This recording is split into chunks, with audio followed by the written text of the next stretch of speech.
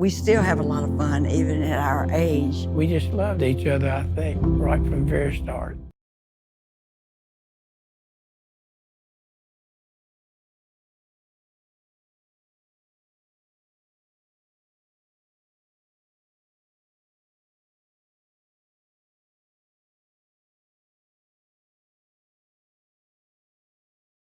We got an official report in from Waffle House. As of 2 hours ago, Waffle House is keeping all 9 locations near Tallahassee open. This is per the VP of PR for Waffle House. 8 are 24-hour. 1 is 7 a.m. to 2 p.m. That's a monumental feat. If they can pull it off safely, hats off to them.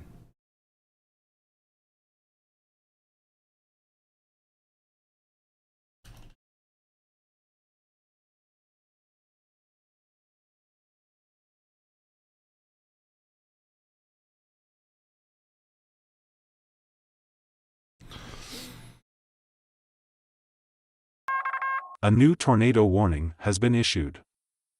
All right, we got another new tornado warning in West Virginia. Let's go check it out.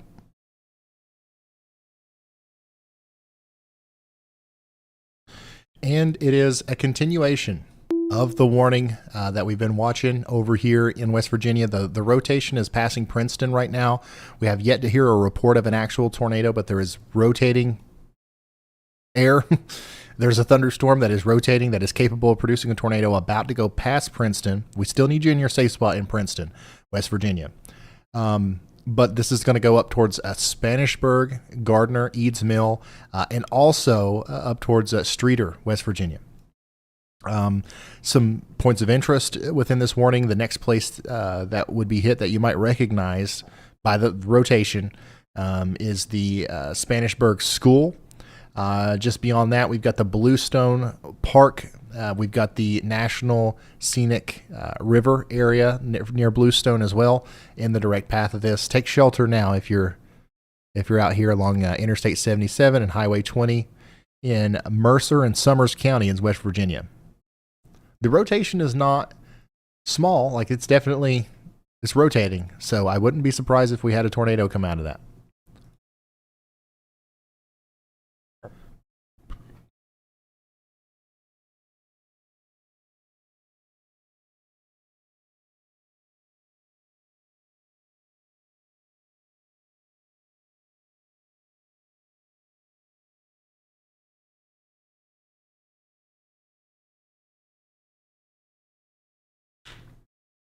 Oh, Waffle House has got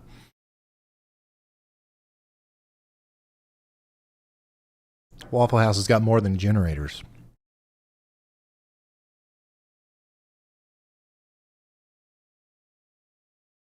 Waffle Houses, especially locations in areas that get a lot of hurricanes, have a reputation for its effective handling of disasters.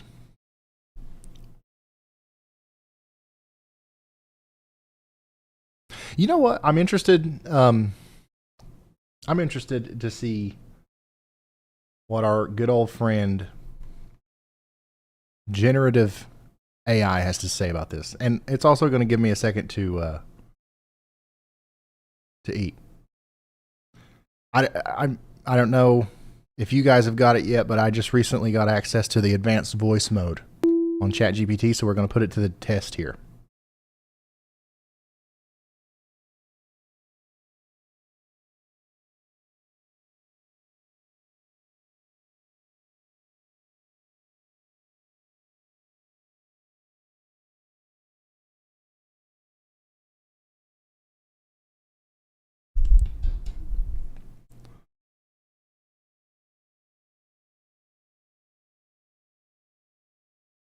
Hey, can you hear me? Yes, I can hear you loud and clear. Can you hear me? Can you guys hear that? Is it all right? Yeah, so, hey, listen, I'm doing a live stream, okay? And we've got a bunch of people watching, and we're talking about a hurricane coming to Florida, and something's brought up called the Waffle House Index. A lot of the Waffle Houses in the path of this storm are staying open, despite the fact that it's going to be a catastrophic storm to some degree.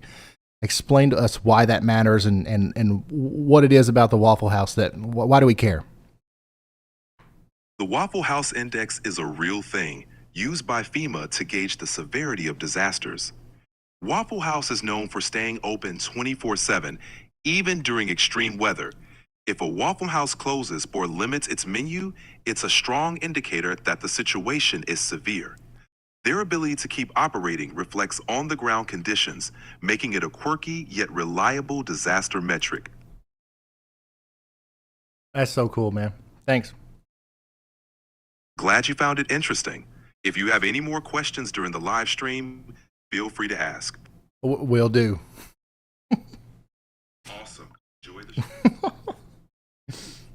So yeah, they have like a whole department. Like they invest a lot of money into being able to stay open during big weather events. So understanding when they close is a big part of understanding, how bad it is.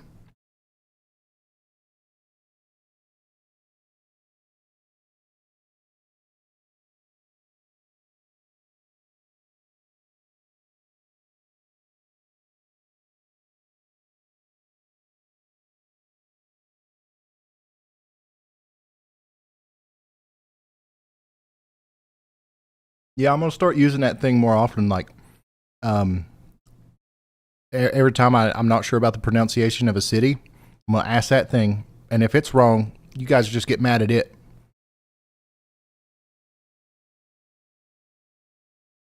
Takes all the pressure off me.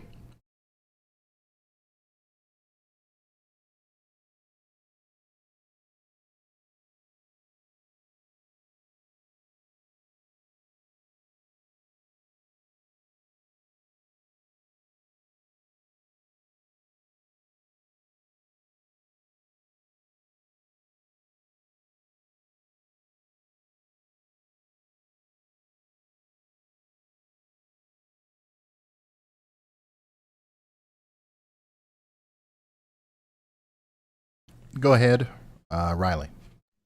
Hey Ryan, if you want to go ahead and bring Radar Omega over to Idaho, and I also sent a picture of it in stream text. I think we have the world's biggest warning polygon of all time. It's about 2 centimeters wide.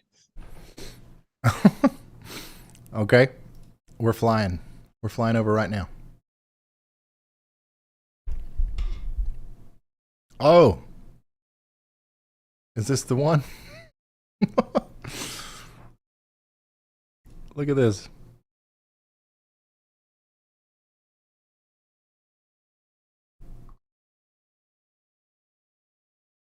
Honestly, I'm surprised by the population. There's 1,400 people in that little sliver.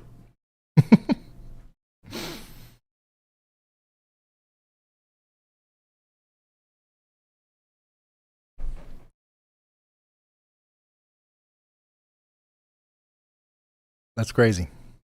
But speaking of this, these storms, most of our severe weather warnings right now, outside of the hurricane warnings and the tropical storm warnings, are up here in Idaho right now. This one in particular is a considerable severe thunderstorm warning, 70-mile-per-hour winds. So yeah, keep that in mind. This is moving up towards western Montana. How many people do we have in here watching right now from Montana? Anybody?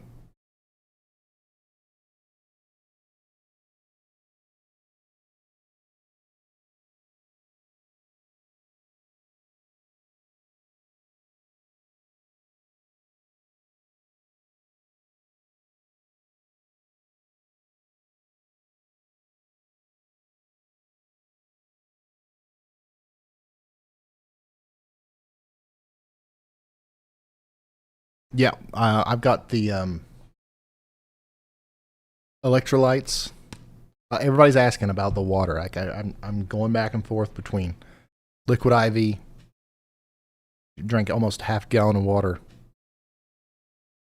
since we started, and Diet Coke. Of course, we got to have it. We got to.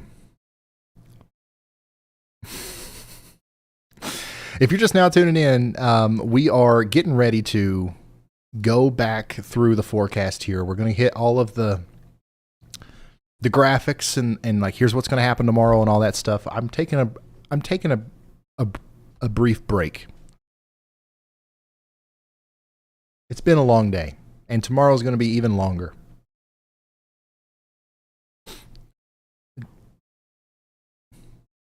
But I'm also I'm trying to focus on organizing the images that I'm going to show here. So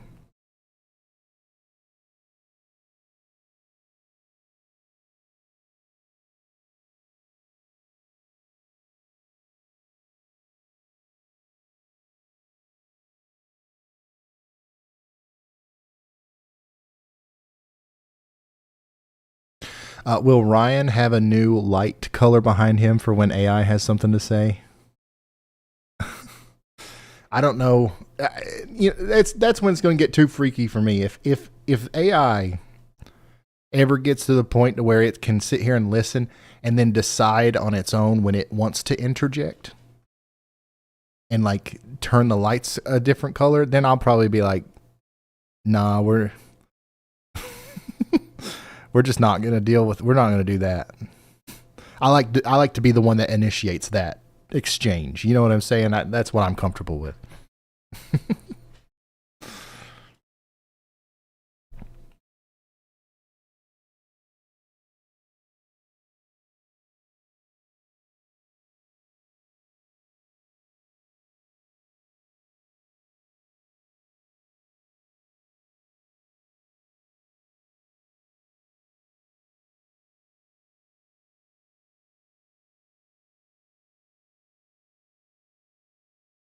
The Vort ports are excellent. Yes. Dew is talking about Radar Omega. They've been hard at work today putting the Vort ports out there. Mesovorts. If you've got the Radar Omega app, you can see this as well. There's one here. There's one here. Like everywhere that's going to get hit by the hurricane tomorrow is pretty much covered by these cameras. And then that's available in the Radar Omega app. We'll have them here on this stream, as well as our own. Caleb's out there putting up our own probes. We're going to have something like, I think, if I'm not mistaken, because there's another group of people that we're working with too. We're going to have something like 20 probes on the beach to keep an eye on tomorrow. And then we got all the storm chasers, and there's going to be no shortage of visual understanding of what's going on tomorrow. I think we're going to paint the picture quite well. All right, let's go through all these graphics, and then we'll do another thing where we answer some questions. Okay. All right. So first of all, if you are just now tuning in, this is pre-hurricane coverage. We don't have a hurricane yet making landfall or anything like that. We do have a hurricane out here in the Atlantic or in the Gulf, and it's picking up steam as it comes up towards Florida. Currently, that hurricane is a Category 1. And it's got 85 mile per hour winds, and it's moving to the north very slowly. It's going to pick up speed though, and then we expect that by 2 a.m. this is going to be a 110 mile per hour Category 2 hurricane. And then we expect that tomorrow at 2 p.m. this is going to be 130 mile per hour, 160 mile per hour gust Category 4 hurricane. And then between 2 p.m. and 8 p.m., it's going to continue to approach Florida and make landfall somewhere between Panama City and Apalachicola, or the areas just south and east of Tallahassee, as probably a Category 4 hurricane, maybe even a Category 5. From there, it's going to continue to be a hurricane all the way into Georgia. Near Americus, Georgia, we're still going to have an 80 mile per hour, 105 mile per hour wind gust hurricane, which is nuts. I mean, it's absolutely crazy. We're going to have tropical storm conditions in Atlanta, and this is going to go back up into is going to be down here, obviously. Everybody that gets hit where the storm makes landfall, even well inland up to Atlanta, we're going to be talking about some seriously dangerous winds and flooding. And then the closer you are to the coast, we have to worry about the potentially catastrophic storm surge as well. The second area that I'm very concerned about is going to be back here. Along the southeastern side of the Appalachian Mountains, all of this moisture from the hurricane is going to come up and crash into the mountains, and it's going to essentially wring out all of that moisture into the valleys, and we're going to have a pretty significant flooding event here in portions of northeast Georgia, South Carolina, North Carolina, up into Virginia. Some of these places, and it's crazy to even think about like what this could do. Some of these places in the mountains are going to see over 15 inches of rain, maybe close to 20 inches of rain. That is going to lead to once in a lifetime, if not more than that, kind of flooding. Riley talked earlier about if some of the higher end totals actually come to fruition. This is going to be a rainfall event that we only see technically every 2,000 years or more. That it sounds crazy, okay, but there are some pockets that, especially where most of the moisture moves up against the mountains, there are some areas that could actually see that kind of event from this storm, specifically in North Carolina on the southeastern side of those mountains. We are very, very concerned about that. So this has a potential of being the most impacted area outside of the extremely near the coast areas that are going to deal with landfall. So keep that in mind. So that's zone 1, hurricane landfall, strong winds, flooding, flash flooding, river flooding back up in here. And then zone 3, the other area that I'm very concerned about is going to be over here. As the storm moves inland and as we're making landfall, the outer bands are going to produce potentially a regional tropical tornado outbreak in places around Savannah, Georgia, back towards Vidalia, and then over maybe as far north as Charleston, South Carolina. So those are my 3 places that I'm most concerned about, but obviously everybody that gets hit by this storm in some capacity is going to have to deal with it in a way that it's not going to be a fun situation for anybody involved. But those 3 areas are going to be the worst, the hardest hit areas, I think. So let's look at some graphics from the web. This is the experimental forecast cone. So once again, talking about the inland effects, we have hurricane warnings well into Georgia. They usually don't issue hurricane warnings that far inland. Hurricanes happen on the coast. You know what I'm saying? So this is just one of the many signs that everybody involved here, all the experts at the National Hurricane Center, everybody at the National Weather Service, we're all on the same page. This looks like it's going to be the real deal. It looks like it's going to be a big one. And we need to be prepared even into central Georgia. And then we've got the entire state of South Carolina under a tropical storm warning. The entire state of Georgia, the entire state of Florida, mostly. Also included in that.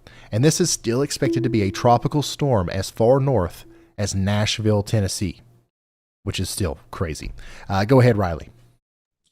Hey, Ryan. So our hurricane hunters right now are both making their turns into sort of repositioning. So they have one more leg to fly before they make another pass through the eye. However, taking a look at satellite right now, there is 4 new towers going up around this center of pressure. That is not normally something that you see. Normally, it's just 1 or 2 towers that are going up at a time, but right now we have 4. Okay, thank you, Riley. And when he says towers, what we're referring to are these areas of convection that are kind of blowing up around that center area of lowest pressure, and you can see the towers that are popping up right in here. So what we are looking for in those towers is for them to completely encapsulate and completely circle the low pressure area. And whenever that fully closes off, which it looks like we're moments away from that actually happening, and that dry air is not allowed to get into the center of the storm anymore, that's when the rapid intensification process will likely start. So we're looking at the beginning stages of what will eventually become the core and eye wall of the storm here as it explodes in the Gulf of Mexico. You can see some of the most recent frames very clearly show the increased activity right there. And this satellite imagery is going to be fascinating through the rapid intensification process. So we'll come right back to that. Let's keep talking about this, though. All of Florida is under the tropical storm warning. All of Georgia, all of South Carolina, portions of Alabama, and portions of North Carolina are also included. What that means if you're under a tropical storm warning is that it's very likely that you'll have a period of time where you experience tropical storm force winds, all right? Maybe as high as 70 miles per hour. Some of these places will only see 40 to 50 mile per hour winds, but that's still enough to cause problems, all right? And I wouldn't be surprised if we saw an extension. I think that some places in central middle Tennessee in eastern Tennessee could eventually be under a tropical storm warning as well, which it'll be one of the first times that that's happened in a long time. So keep that in mind. So that's the latest cone.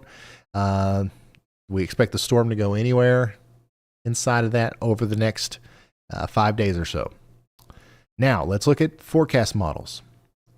This is the projected wind field from the HAFSA model. This is still projecting a very strong storm capable of producing 160 to 190 mile per hour wind gusts between 8 a.m. and 5 p.m. tomorrow.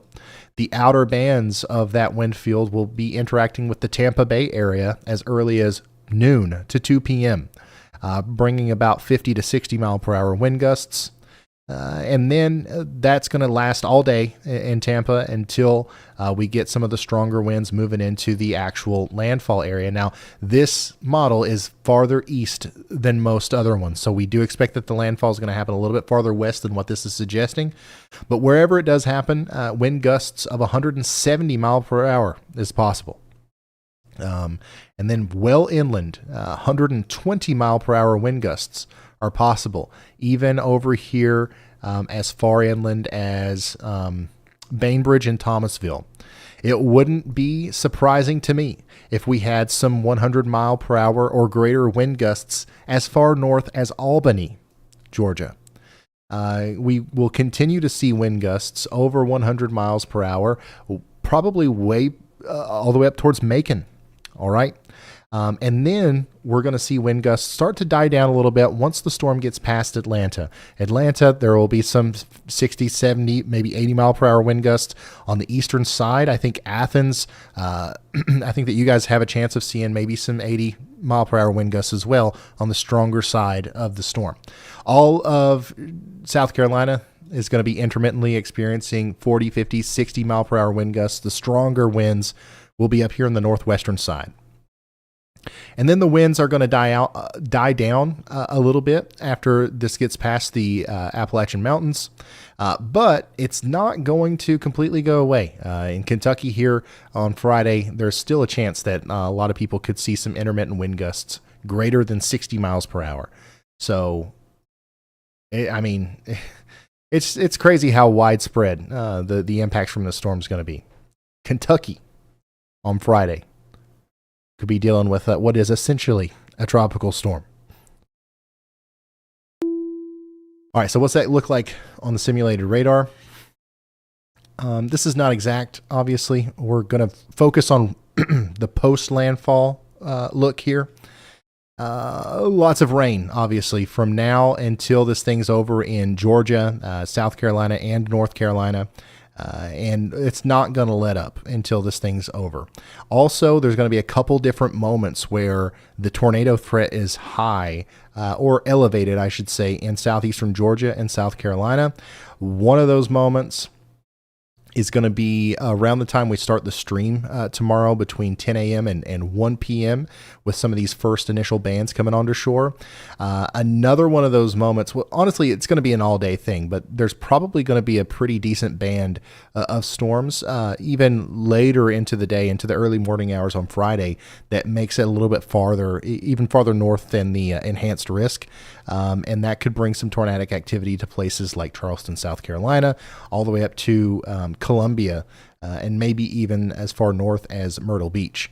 Around that same time, we're still dealing with 100-mile-per-hour winds here in south central Georgia intermittently, and then that's going to continue to move up towards the Appalachian Mountains. And whenever this part of the storm hits the Appalachian Mountains, it is going to just dump an incredible amount of rain in an incredibly short period of time into some places that will not be able to handle it, and we will have life-threatening, catastrophic flash flooding somewhere in the mountains of West or North Carolina as a result of this. Unfortunately, you've got to be ready for that. In and around the Asheville area, all of Western North Carolina needs to be on high alert right now, because this is the kind of system that causes problems, and this is on the higher end of those kinds of systems. Go ahead, Andy. Hey, Ryan. I think something you haven't mentioned explicitly in your coverage of the progression of the hurricane onto land and even inland, and at a rather more brisk pace than we usually see, is the extreme wind warning that a lot of people will probably receive if this does hold true to a Category 4 status and it makes its way inland. We will likely see extreme wind warnings issued by National Weather Service Tallahassee office, first and foremost, probably. I am curious personally how far those extreme wind warnings might get inland, how far inland they might actually be issued if we'd actually see one anywhere in southern Georgia as well. Those are issued for when you have sustained winds of 115 miles per hour, which is basically your major hurricane status. So that is something that you will get a wireless alert for on your phone. It'll tell you get an extreme wind warning. So that's yet another thing you can expect if you do live in the area right around the landfall near where the eye wall is, where the eye of the storm is. You could expect an extreme wind warning given the current forecast. So please be ready for that as well, because sometimes everything is happening and the conditions are kind of worsening outside, but you see the verbiage, and that's maybe the one additional thing that sets off your anxiety about the event.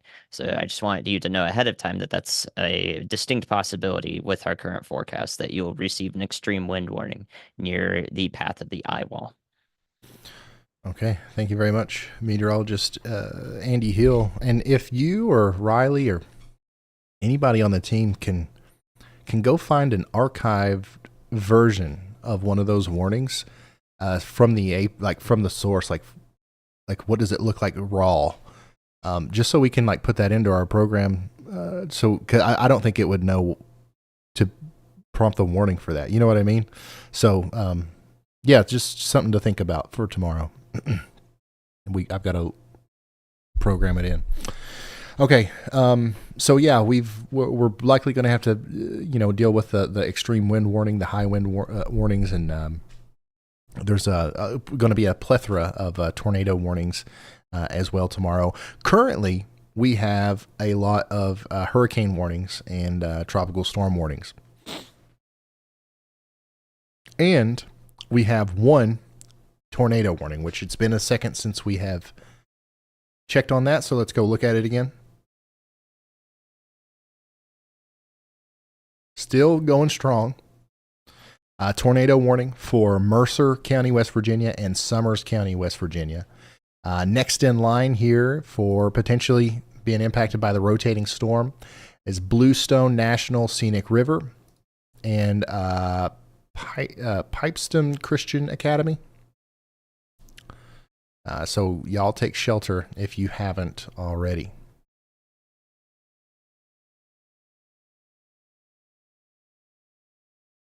Go ahead, Riley. Hey, Ryan, we just had an update from our hurricane hunters. We are at 973 millibars, and the eye wall is closed. So this is the first time that we've had a complete eye wall in the entire lifespan of this hurricane. But as of the last update, it is officially closed. That's not a recent fly through, that's an old one, but it takes a little bit of time for this data to get to us. All right. Thank you very much, Riley. So, yeah, we're continuing to see this strengthen as we expected. Everything's going to as planned, I guess, or as we thought it would. So that's nothing really changes there. We still expect a rapidly intensifying hurricane tonight. Tomorrow morning, it's going to be a monster, and then it's going to be coming right up towards Apalachicola, the Big Bend area of Florida. And unfortunately, there's not a lot more that we know right now. But that's a lot. We've narrowed it down. We've narrowed down the landfall quite a bit, and the risks associated with landfall and everything that happens afterwards. We know what's likely going to happen. So now we've just got to act. We've got to make sure that people are paying attention and actually doing something with the information. Like this, mandatory evacuation recommendations for various Florida counties. I think that the list is even higher than this now. A new tornado warning has But there been are issued. lots of mandatory evacuations in place right now, and that's something that you definitely want to take seriously, especially if you're in those purple counties, Taylor County, Franklin, Wakulla County. You can get out of harm's way by going west or east, not very far, like to get away from the life-threatening storm surge.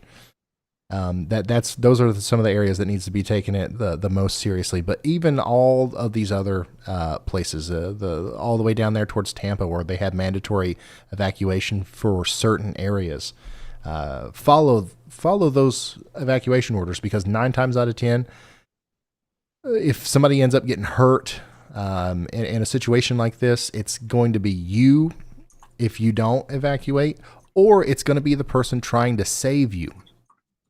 And that sucks. So, just kind of keep that in mind. Go ahead, Riley. Hey Ryan, the diameter of our eye is 25 nautical miles. So that is relatively big for a new hurricane, but 25 nautical miles. All right. Thank you, Riley. A big eye on our hurricane. It's closed. Oh, you can see it. You can see it there.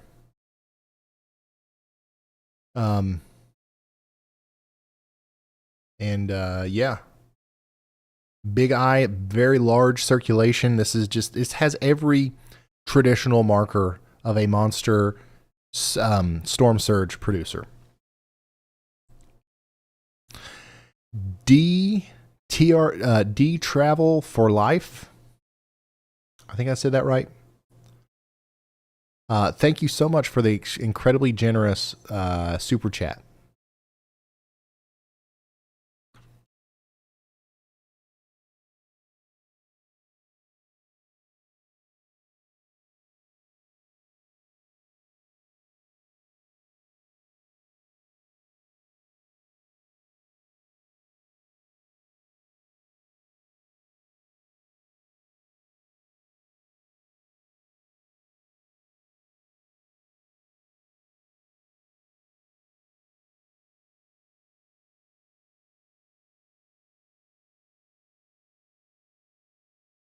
Okay.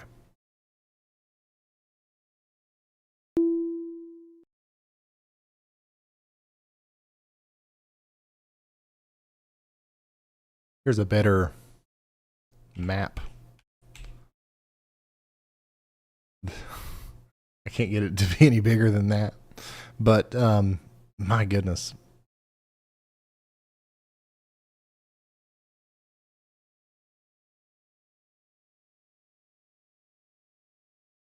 This is floridadisaster.org. It seems like a pretty good resource, but I can't I can't do anything with it here.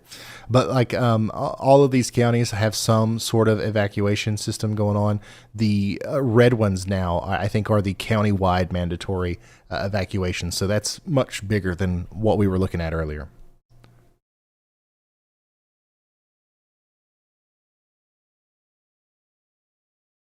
Okay, yeah, mandatory in the red. Yellow is voluntary. And then the orange and green, or the orange is information. So I guess there's some specific information regarding those counties. Residents in RVs or mobile homes are strongly encouraged by emergency management to evacuate to more stable structures for safety. And that's all the way up there, close to the Georgia border. So lots of people heading out of Florida tonight.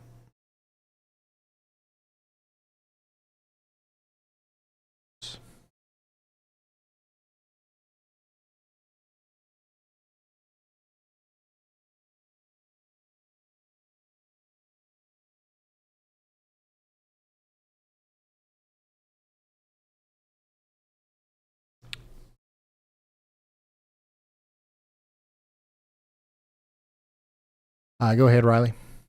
Hey Ryan, it seems like we just lost power on our camera number 3, which is in that tornado warning in Virginia. Okay, so we've got a camera out here that's been keeping an eye on this storm where we've got that tornado warning. It's lost power, and once again, we still have this new tornado warning for Rural Retreat, Nebo, and Grapefield in Virginia. That's going to be what is that? Bland, Tazewell, Wythe, and Smith counties in Virginia. So you're going to want to take shelter if you haven't already. The circulation just passed the Adkins Elementary School. Next in line is going to be the Highway 42 corridor near Ceres. I hope I'm saying that right. And then eventually up there towards the Berks Garden Rural Historic District. That's where the storm's going right now. So we've got 2 ongoing tornado warnings. One of them's in West Virginia. One of them's in Virginia.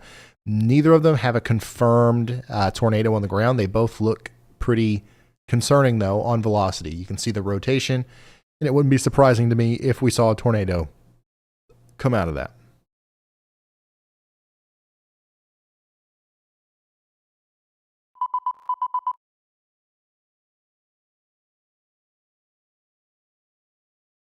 And it looks like we got another camera that just lost power. Did that one just go too, Riley? The Smith County one? Yep. Okay. All the cameras on that highway are out now. Camera 3 is the next, or camera 2 is the next closest one. So it does look like something is out there, causing power outages associated with these storms. So we're keeping an eye on them. This is all between Wythe, Smith, Bland, and Tazewell counties in Virginia.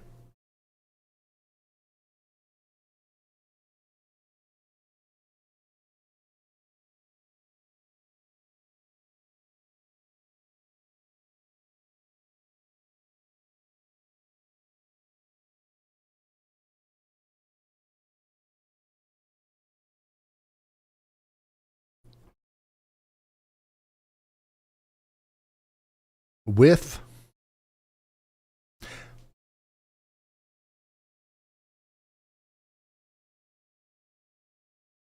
just got a text from Brett Adair. A new tornado warning has been issued. Who's also out there putting in even more probes. He says he's got 5 online. He's still working on more for the Live Storms Media.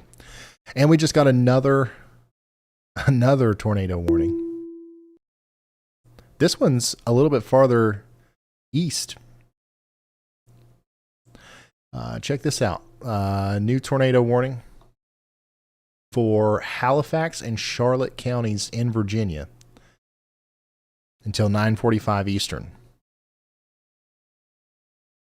Watkins, The Cove, Carrington, take shelter now. So now we've got 2 tornado warnings in Virginia. One of them's over here close to Rural Retreat. And the other one is north of South Boston south and east of Brookneal.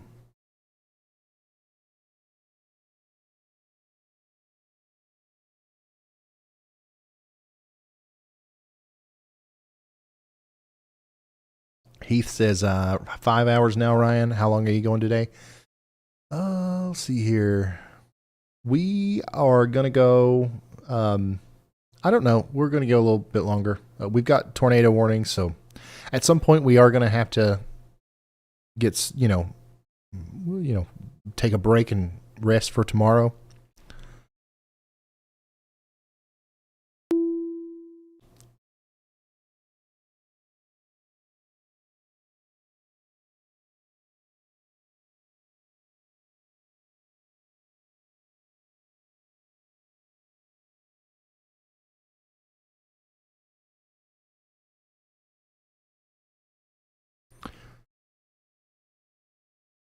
Let's see here. DeBeef says, can strong long track tornadoes develop off these tropical systems? Do you recall one? They can. I can't recall one off the top of my head, but there are certainly definitely stronger tornadoes that have happened as a result of a tropical system. I think it's like, here's the thing: a tornado doesn't have to be very strong or a long track to cause problems, right? I think we're gonna have a lot of tornadoes tomorrow, and even if they're all relatively weak and short tracked, that's still gonna, a weak. If your house gets hit by a tornado, it rarely matters if it's an EF 1 or 2, like to you at the end of the day. You know what I mean? Or even a 2 versus a 3 or whatever it is.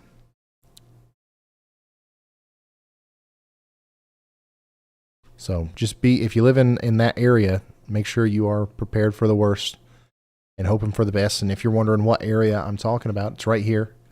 10% tornado probs tomorrow. Amanda, I'm getting married Saturday in Cincinnati. Should I expect a ton of rain? I don't know what you call a ton, but it's definitely going to rain. Not going to be a ton, at least from what I would call a ton.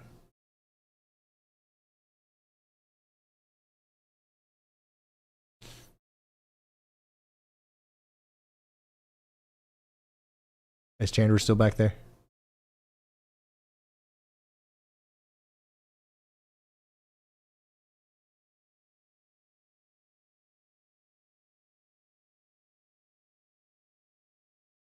Okay.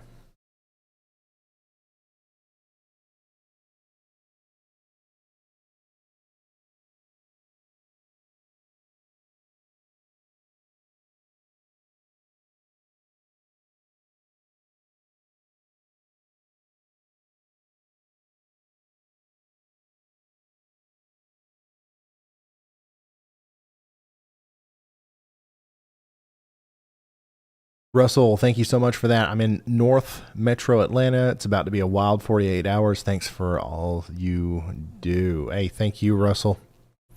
And it is. It's going to be a wild 48 hours for everybody involved. Everybody.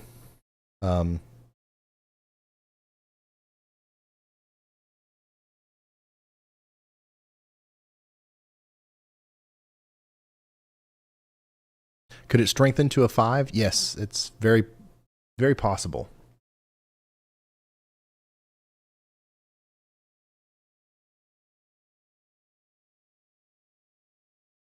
It's not likely, but it is possible.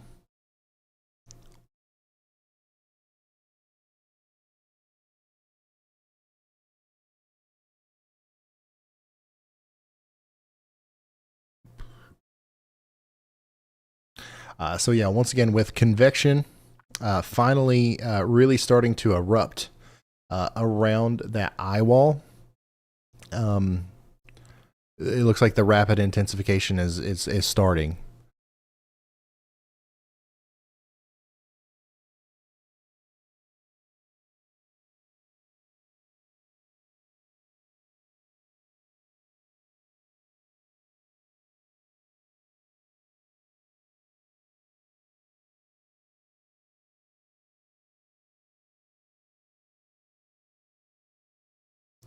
The National Weather Service in Atlanta is now explicitly forecasting 75 to 85 mile per hour wind gusts in the Atlanta metro as the eye wall quickly heads north.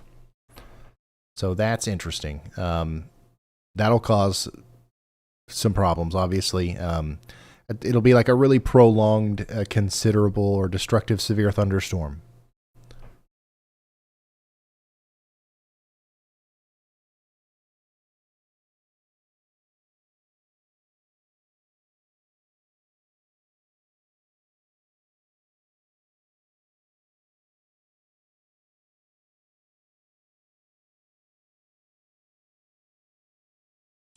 Go ahead, Riley. Hey Ryan, one thing that we haven't talked about much, but I've been noticing the counter slowly going up as we've been streaming. The Y'all Squad's up to $3,400 in donations so far.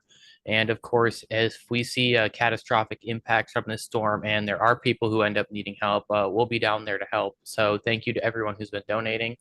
And just keep that in mind that we're not going to just watch this hurricane happen and be like, all right, we did our part. Caleb's probably going to stay down there for a couple of days and help these communities recover in any way possible.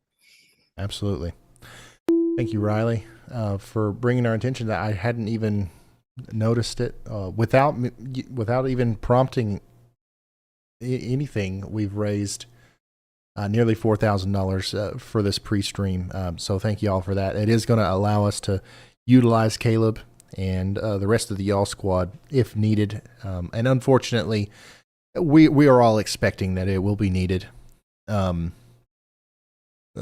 we've got a lot of stuff going on there. Caleb has a warehouse now full of supplies that we're working on getting down there. And then, of course, we're going to do all the other stuff that we do with the Y'all Squad, and including but not limited to the supply drops and finding individuals who need help. If you don't know what the Y'all Squad is and what we do, go to the website, watch some of our videos over on the YouTube channel. The idea is, hey, like we've got this big group of people who love weather. Like we're constantly obsessing over the weather. We usually know that a tornado happened before most people, and like we have friends, like we have people that we know that are there right after the tornadoes happened because they're storm chasers. They're helping us keep an eye on the storm and stuff. So why not utilize all of that information, all of that oversight, all of that coordination to not just immediately leave after the storm's over, but to also stick around and help. And we've done that a lot with tornadoes. We've done it a lot with some of the bigger hurricanes, and we hope to be able to do it again with this hurricane if needed. So yeah, you can go to the y'allsquad.org. It's a tax-deductible, official 501c3 not-for-profit organization. So yeah,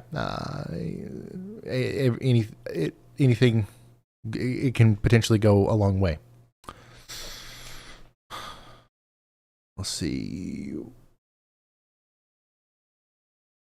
Yeah, 100%. Yeah, just go watch some of those videos, and there's more videos to come. There's a couple of tornadoes that we responded to with the Y'all Squad way back in May and April that we still haven't completed our documentation process of yet, but it's coming. Could this shift west? It could shift a little bit west, but I'm not looking for a very huge western shift.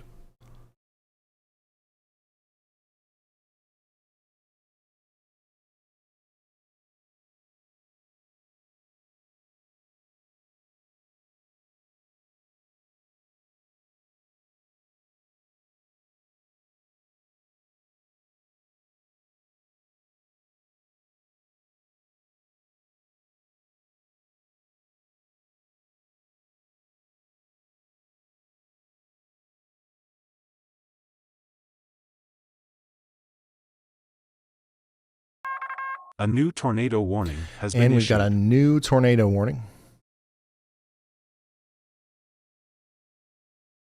This one's another one that's a little bit farther to the east. Riley, I don't know if we've got a camera over here or not, but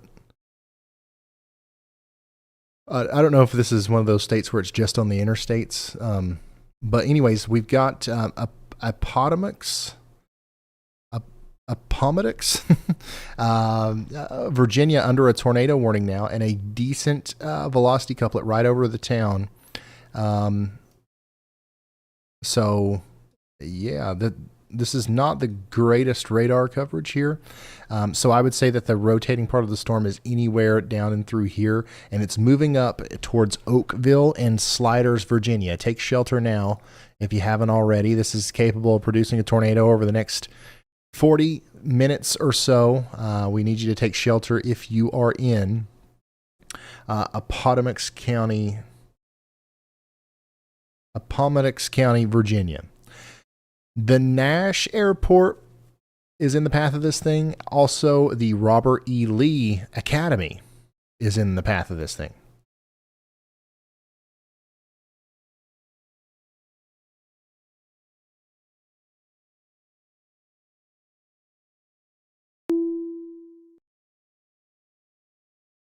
Appomattox, right?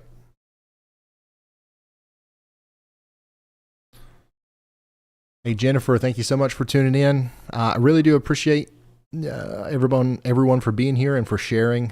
We are humbled to be on your television screens. We take this very seriously, so thank you for giving us the opportunity to tell you about the weather, and then also do what we do with the Y'all Squad on top of that.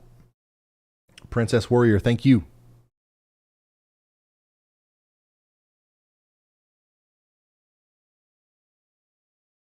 Appomattox.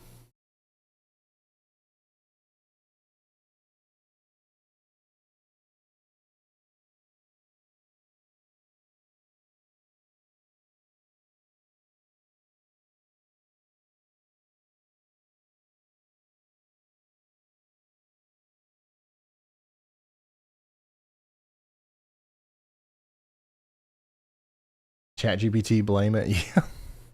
I forgot. I'm not going to get in the habit of doing that, I don't think. I do want to test it. Let's see what it got. Let's see what it's got.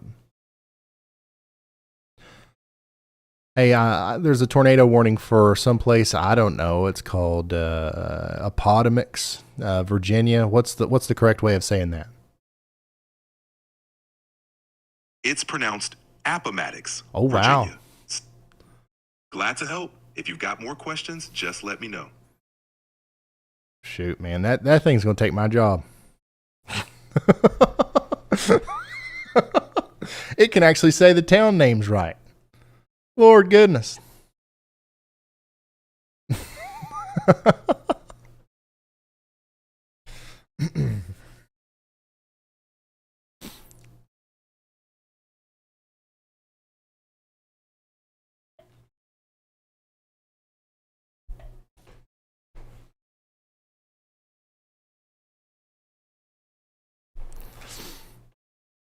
Even YouTube weathermen not immune from the AI takeover.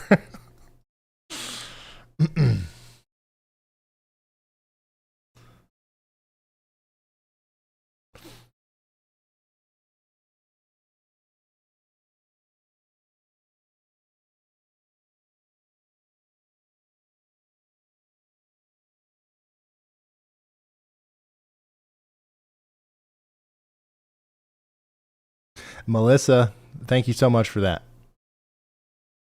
Huge shout out to Melissa. Also, huge shout out to Yum Cha Tea Company. Yum Cha Tea Company. Thank you so much. Big time.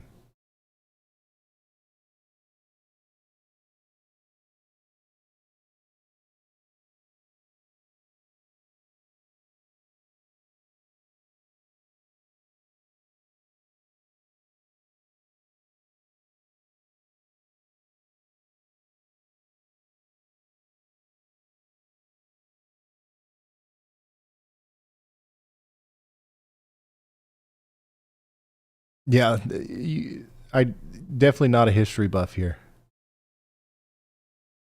I did one of the places that's in the path of this storm which should have probably reminded me of history class, and hearing about this city is the Robert E. Lee Academy.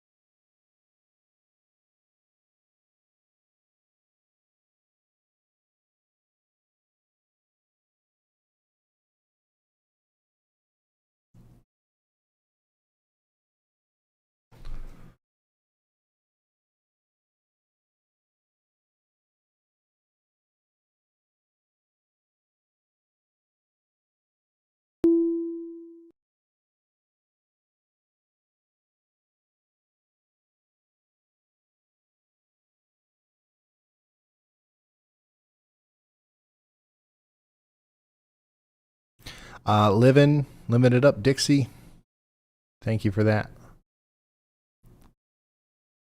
Mike Collier says, Ryan, half of the fun is watching you try to pronounce the town names. I'm glad you enjoy it.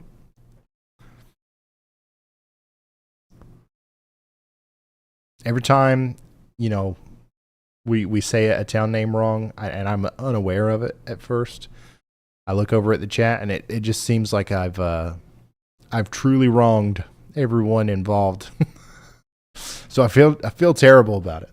But the fact that they know that I was wrong means that they know where I was talking about. So the job is done, right? As long as, if I say it half wrong, but you know what and where I'm talking about, that's what I'm here for.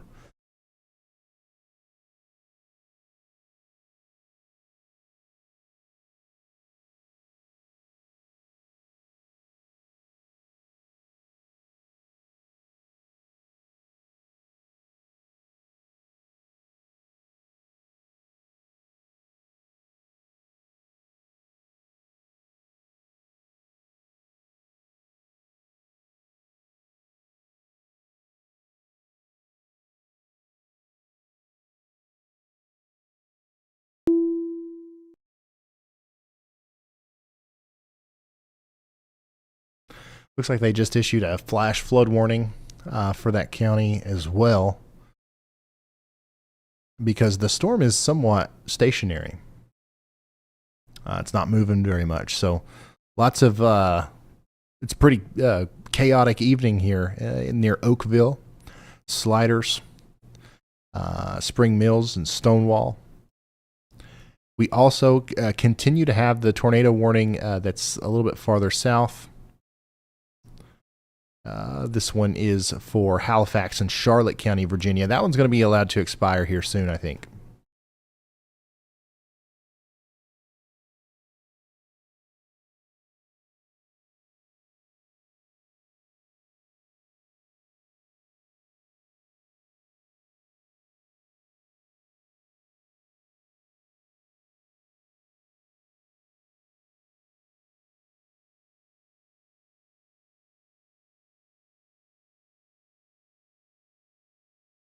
Go ahead, Riley.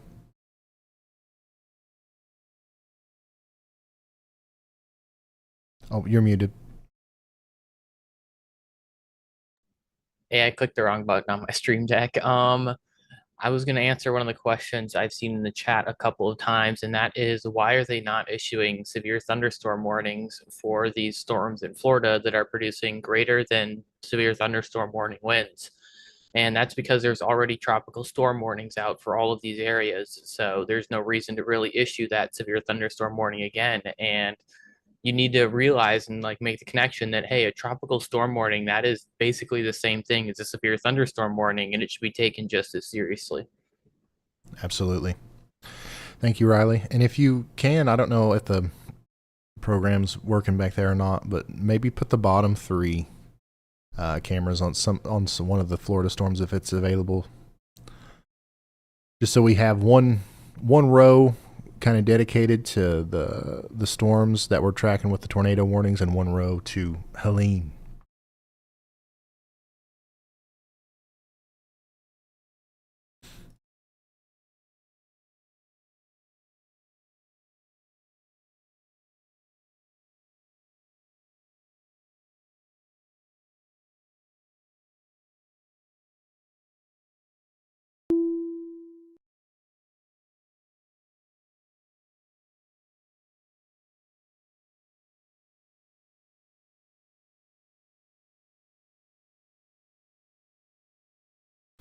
Yeah, every frame that comes in on the satellite imagery here continues to be more and more impressive. It's happening.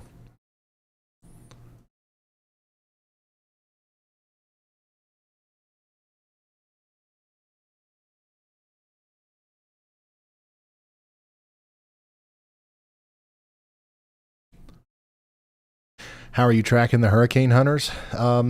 There's a couple different ways. The data is public. You can do it on the Radar Omega, or we've got it on our map here too.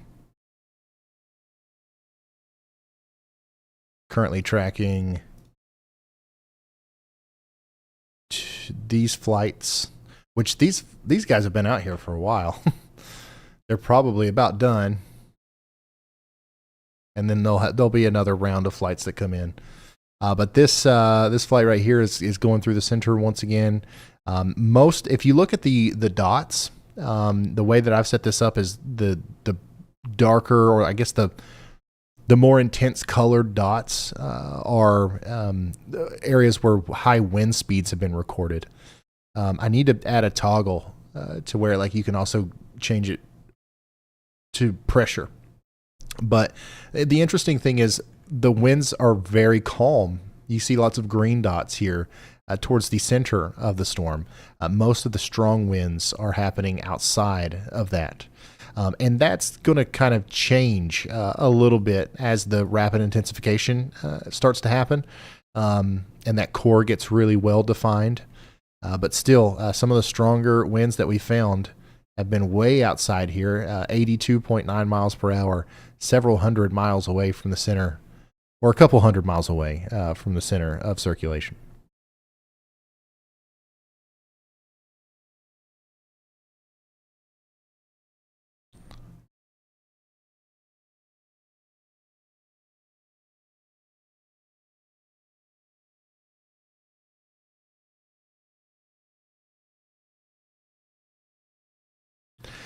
I'm picking up a new custom cargo trailer in Douglas, Georgia at 8 a.m. tomorrow, and I'm trying to get back to Colorado. Will I be able to escape? Yeah. Yeah, I think so. I think you're fine. Just don't stick around too long, you know. You'll be good. Quentin Cooper, thank you so much for that. Super huge contribution from Quentin. Says, thanks for all you do and keeping us updated here in Nassau County, Florida.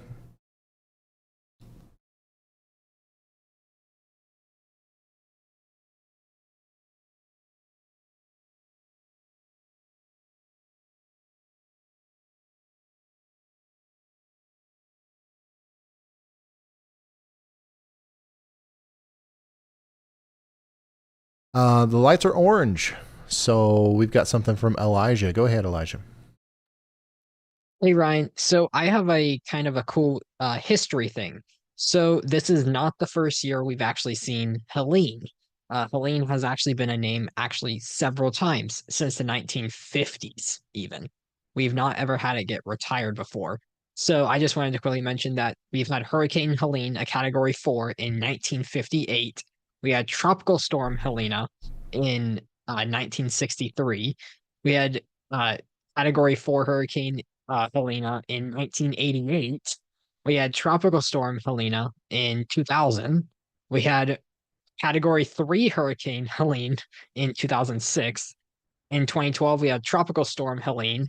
In 2018, the most recent